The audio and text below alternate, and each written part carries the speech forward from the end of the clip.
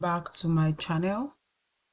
In this video, I am just going to do a revision of CRS 3 for people writing IJMB exam. So CRS 3 has contemporary issues and also Christianity in West Africa. So I'm just going to be summarizing the topics, and the subtopics just to refresh your mind and prepare you for your exam. So let's get right into it. So I'm going to start with the contemporary issues. So we have a long list of contemporary issues that you're meant to study and you should have good understanding of. So I'm going to start with drug abuse. I did a video on drug abuse, cultism, conflict, religion conflict, all of that on my page. Just go through the videos on my page and make sure you watch them to get a broader understanding. So every topic I mentioned here, I've done a full video on it, explaining the concept thoroughly. So make sure you go through my video page, the videos on my page, and do well to watch all of them. So very quickly, drug abuse. What is drug abuse? They can ask you for origin and the forms of drug abuse. So drug abuse is simply the misuse of legal or illegal drugs for non-medical reasons. Okay, when one misuses drug, it could be a legal drug or illegal drugs. So when they ask you about forms of drug abuse, you can mention smoking, injecting or swallowing substances. Okay, now causes of drug abuse: peer pressure, curiosity. Someone is curious about what will happen if I take this drug. And then stress, also stress. So peer pressure, curiosity, and stress are common causes. And what are the effects of drug abuse? We have health issues. People have health issues after being addicted to drug. Broken homes. We have crime as well, and sometimes it leads to death. So how can we cure drug abuse? How can we prevent drug abuse? Rehabilitation. People that are addicted to drugs should be taken to rehabilitation center.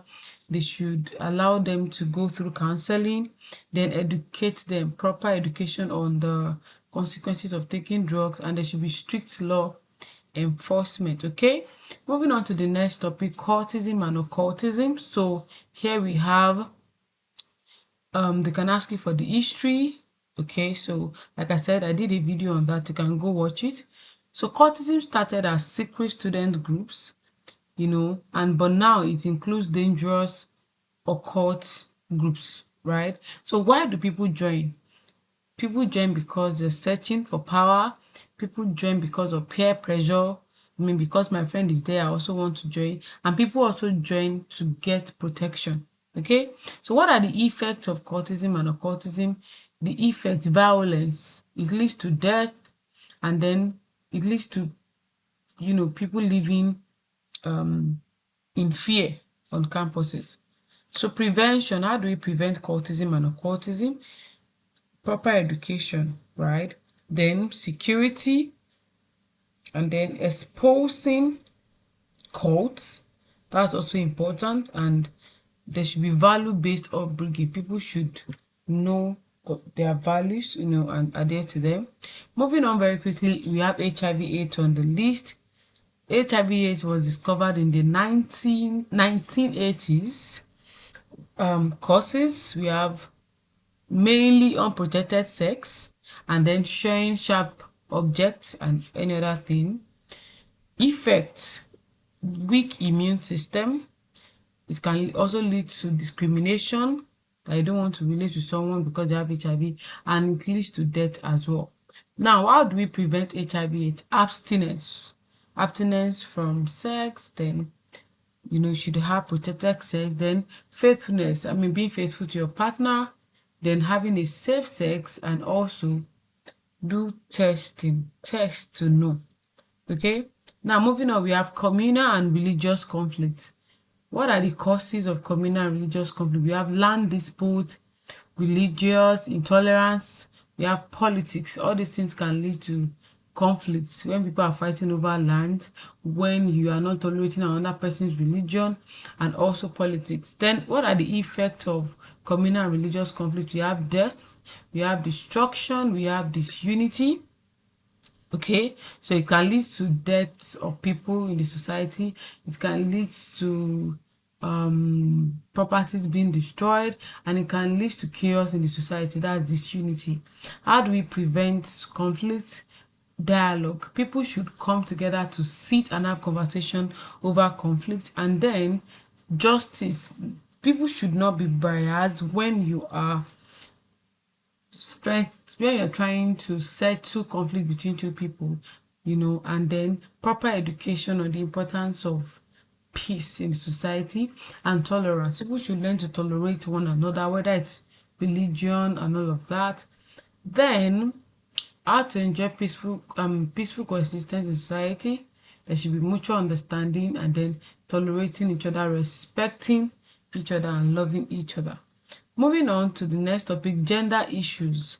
So under gender issues, they can ask you to talk about the notable women in the Bible, like Deborah, like Esther, like Ruth. Do well to read everything about them. Then gender issues, they can talk about heroines that and we have the modern heroines that we have now. We have Ngozi Okonjo-Iweala, we have Dora Quili, and then we can be talking about likes of I don't know why their names are running away from my head right now. All those heroines that we know, then like what was her name again? The first woman to drive a car, Moremi, all those heroines that all right? Just pick probably two, okay? You can talk about this Mrs. Anikulapo, just maybe two of them and know their story. So what are the roles they played? Today we have leadership roles, educational roles, politics, and all of that. So the next one is child abuse and abortion. So they can ask you to define child abuse or talk about the types or the effects. So child abuse is an abuse or harm to a child, and then abortion is another topic. Abortion is termination of pregnancy. So we have the types. We have physical abuse, emotional abuse, neglect, sexual abuse. What are the effects? We have trauma. People suffer trauma from abuse. We have death, and people also suffer poor development. When you've insulted someone so much that they have lost their self-esteem, they tend to suffer poor development. Then on the society, there will be increase in crime in the society, and also broken families, right? Moving on, we have euthanasia and suicide. Euthanasia is like mercy killing, like someone is sick, maybe it's a sickness that eventually lead to death, a terminal sickness, and you just tell the doctor to kill you. And doctor just decided that, oh, let me have mercy on this person and kill her. So euthanasia is mercy killing, to just kill someone to save them from pain, and suicide is self-killing. Okay, suicide is self-killing. So what are the pros and cons? We should be able to talk about the pros and cons of euthanasia, and then how do we prevent it? There should be people that are looking for ways to be killed by another person, domestic killing. They should have support system. They should allow them to go through therapy, and they should also have faith in God. Even people that tend to commit suicide, they should have faith in God. So people need to understand that life is what's the word now? Like there is more to life. So asking someone to kill you, mercy killing or even self-killing is absolutely not worth it. Okay, so finally we have bribery and corruption. And what does it mean? It means giving and receiving unlawful benefit to influence actions. You are receiving something that is not legal, just to influence. Someone is giving you something not legal to influence your action to do something. What are the types? You have election rigging. That's a type of bribery and corruption. We have exam malpractice, right? And we also have nepotism, when you're favoring someone because of their tribe, because of where they come from and all of that. Then causes of bribery and corruption, we can say greed. When people they are not just satisfied with what they have, they just want to have more. Then we have poverty. Poverty can lead to bribery and corruption too. Someone is broke and someone wants to offer you money to do something, you tend to collect it. Then bad leadership is also another cause of bribery and corruption. So how do we solve bribery and corruption? People should have integrity. Then the rule of law, we can include in the rule of law that is when you do this, there is it's a criminal offense, and then accountability. When people declare assets, you know what they have, so they know they cannot steal or do any bad thing. So moving on to Christianity in West Africa, the first subtopic there is the Catholic pioneering work in Sierra Leone and Nigeria. I did a video on that, how Christianity was established in Sierra Leone. Please watch it. So Catholic pioneering work in Sierra Leone and Nigeria, we have the motive: evangelize free slaves and locals. Yeah, that's their motive. The Catholic pioneering work, when they came to Sierra Leone and Nigeria, their motive was to evangelize free slaves and the locals, to evangelize to them, and what were they able to do during that pioneering period? They built schools, they built churches, excuse me. Yeah, sorry about that. Built schools, churches, improved education as well. Then we have successes and failures of early missions. That is, those early missionaries, when they came, what were their successes and their failures? What were they able to achieve and what were their failures? So we can say that they translated the Bible, also education, they supported the people, built schools, they converted people to Christ. But their failures, they had issue with language barriers, they could not communicate and did not have enough officials, so, and they were also resisted by the people because of some of their superstitious belief, they couldn't. And then diseases, one of the things was that they were really disturbed by mosquitoes and they do not have that good immune system to fight it, so they were falling sick and they had a lot of casualties. People died, and they had to run back. So moving on to the next topic: Evangelical Revival and Sierra Leone's founding. So we have the anti-slavery movement. You should read about that, who led the anti-slavery movement, and this anti-slavery movement helped them create a Christian base in Freetown. After slavery was abolished, that was how Freetown came, to being, and Sierra Leone became the refuge and mission base. So Sierra Leone became the place where they dump all the freed slaves and missionary base. So missionaries came from Britain to come and preach to the free slaves there, because they heard that they have people there that they are already converted to Christians and they just need people to preach to them so that they could be established, right? And then the next topic, we have role of freed slaves. What roles did the free slave play in establishing Christianity in West Africa? We can say that they also joined in building churches, the free slaves. They helped, in translating the Bible. They also taught the locals, so they could speak the language, so they could relate with the locals, right? And then impact. Christianity spread faster due to cultural understanding. Okay, please do well to read more on this topic. I have a textbook that I really simplified, that within a month you'll be able to finish it, in case you are just starting your own IJMB program, or you are in a theology school and these topics are part of the topics they are teaching you, all right? So you can get my textbook. You can contact me. My contact line is on my bio.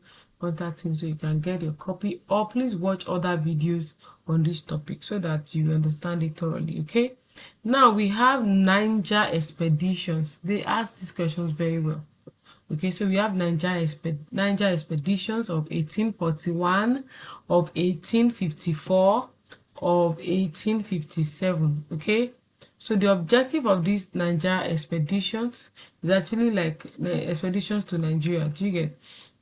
The objective was to evangelize and to explore Nigeria. Okay, they want to now slave trade has been abolished. Now they want to plant crops. You know, that's what they call they came to plant on our land, right?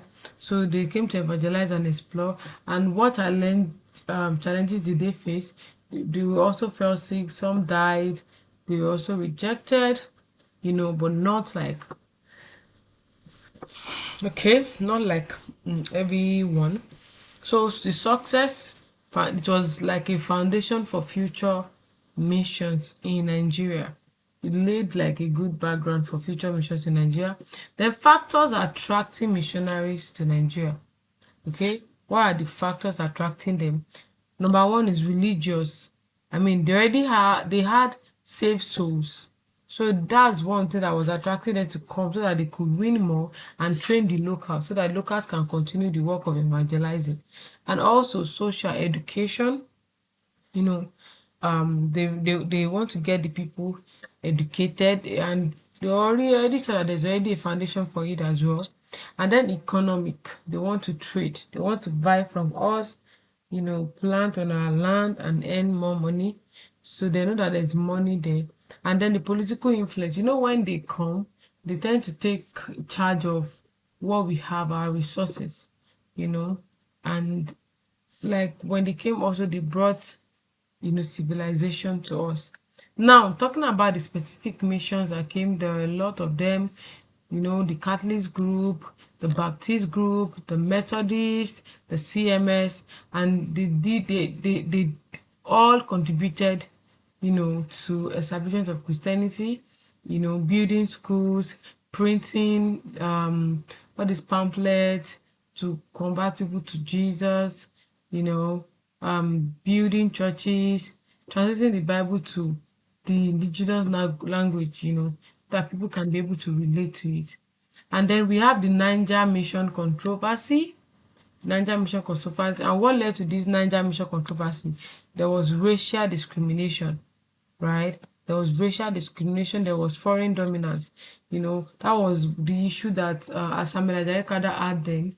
You know, they didn't want him to rule, and they were just doing everything to just bring him down. They were just cooking lies, you know, to bring him down. Please do well to read the textbook. I explained this thing thoroughly in my textbook. Okay. And then talking about the effect of the Niger Mission controversy, we have division. It brought division in the Christian fold. Then another thing was it also led to the creation of African-led churches, because this controversy eventually led to the death of Samuel Ajayi, because he developed stroke and he died, you know. So this controversy also led to the creation of African, you know, led churches. And then another subtopic is relationship between colonial masters and missionaries. Of course, there was a relationship, right? So they can talk about the conflict. What was the conflict about between the colonial masters and missionaries? We can talk about power struggle. You know, the missionaries came to preach, and then the colonial masters are not even making it easy for them. Like, you know, they are making up policies that might not favor them, especially in the north, where they do not expect Christians to, I mean, missionaries already preached to them not to drink alcohol, but the colonial masters want that business. They wanted to drink alcohol so that they could make their money. So there was power struggle, and then there was cultural clashes, right? And then there are areas where they cooperated, like the areas of cooperation, you know, their shared goals of civilization. They just want us to be civilized, and they were able to achieve it to some extent. Please, like I said again, get the textbook, read it, look for this topic and read it well. And also you can also check online to read more on this topic. Now, the impact of Christianity on Africa. That's another subtopic. Impact of Christianity on Africa. We can say that education, we can say healthcare, we can say morality. That's like the social impact. We had schools through that. There's also some missionaries even built hospitals, and they taught the people moral, so they know not to do something bad. And we also have the impact of Christianity on Africa. The religious aspect, it actually ended idol worshipping at some point in some areas, in Africa. And also it led to the establishment of new churches. Okay. And talking about the political impact, at that time we had the rise of educated African leaders, that wanted to lead us, and they eventually started leading us, and they are still leading us now. And then next topic, we have African independent churches. So examples of African independent churches. I did a video on African independent churches. Scroll down to down part of all my videos and you see the video. I talked about C&S, Christ Apostolic Church, Celestial Church of Christ, and all of that. And why did they form them? They needed a church for Africans by Africans. There's a need for, there was a need for African expression. They want to do this in an African way where Africans can lead, right? So they were just against racial injustice, and that was how African independent churches was formed. And what are the unique features of these churches? Some white garments, some they prophesy, they pray a lot, and some it's long time fasting. Okay, now let's talk about another topic: Christianity in Western, Eastern, and Northern Nigeria. So we can say that Christianity spread through freed slaves, to Nigeria, and then followed by what? Missionaries, right?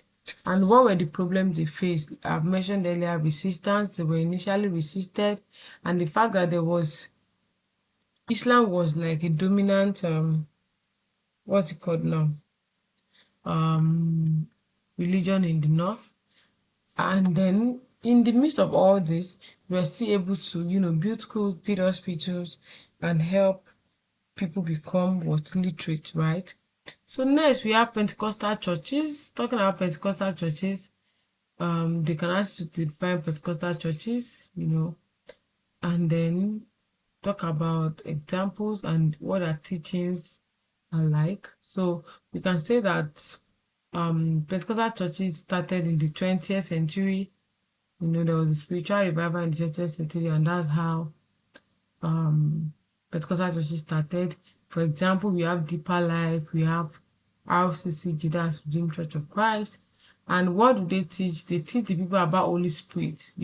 They emphasize more on you can have a relationship with God, without any external person being involved. So they teach Holy Spirit, they teach miracles, they teach holiness. Okay.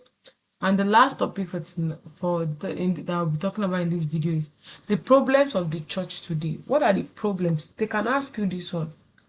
What are the problems of the church today? Number one is issues of polygamy, persecution, people being dragged, pastors being dragged for things they said on the altar on social media.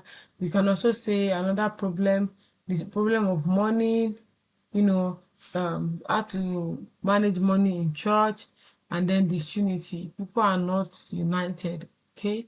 And then another problem of the church today, we have Western influence.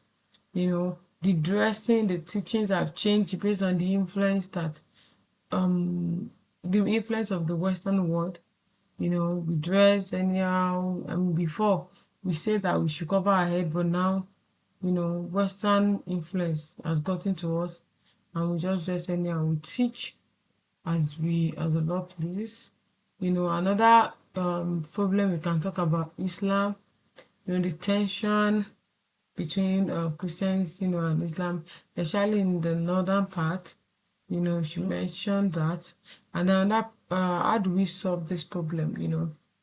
There should be proper teaching, there should be unity, there should also be accountability. Like, okay, if money is the issue, this is how much you made in a month, this is what we use the money to do, and all of that and all of that. So that's basically all for TRS 3. Like I said earlier, please, any topic I mentioned that you don't know, check the video on my page and watch it, and hopefully those videos help. Please, if you have not subscribed to my page, this is the best time to do that, and you can also switch on the notification button so you know when I drop other videos that I have in mind for you. Thank you for watching to the end. Bye.